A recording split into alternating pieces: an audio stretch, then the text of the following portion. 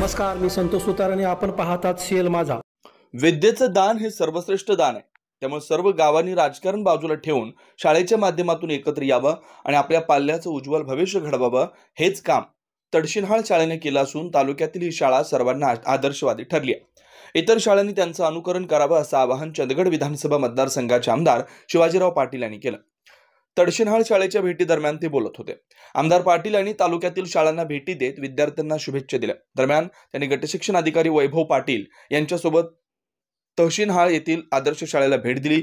शाळेतील सुसज्ज वर्ग, डिजिटल क्लासरूम, प्रयोगशाळा, ग्रंथालय यांची पाहणी केली. विद्यार्थी शिक्षकांशी संवाद साधला. यावेळी सरकार प्रशासन हे प्राथमिक शिक्षणाच्या माध्यमातून विद्यार्थ्यांच्या सर्वांगीण विकासासाठी कटिबद्ध असून कार्तिकेयन यस यांच्यासारखे कर्तव्यदक्ष अधिकारी चंदगड सारख्या दुर्गम भागातील शाळांना भेटी देतात. त्यामुळे त्यांच्या माध्यमातून नक्कीच तालुक्यातील शाळांचा विकास होईल असा विश्वास आमदार पाटील यांनी व्यक्त केला. यावेळी विद्यार्थ्यांना आमदार पाटील यांच्या हस्ते नवीन पुस्तकं, बूट, सॉक्स, युनिफॉर्मचं वाटप करण्यात आलं.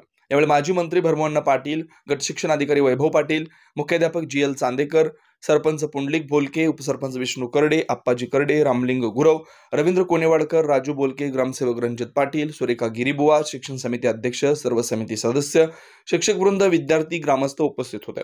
तत्पूर्वी SBI बँकेत असोसिएट म्हणून याच आदर्श शाळेची विद्यार्थिनी ऋतुजा राजू कदम हिची निवड झाल्याबद्दल आमदार पाटील यांच्या हस्ते तिचा सत्कार करण्यात आला.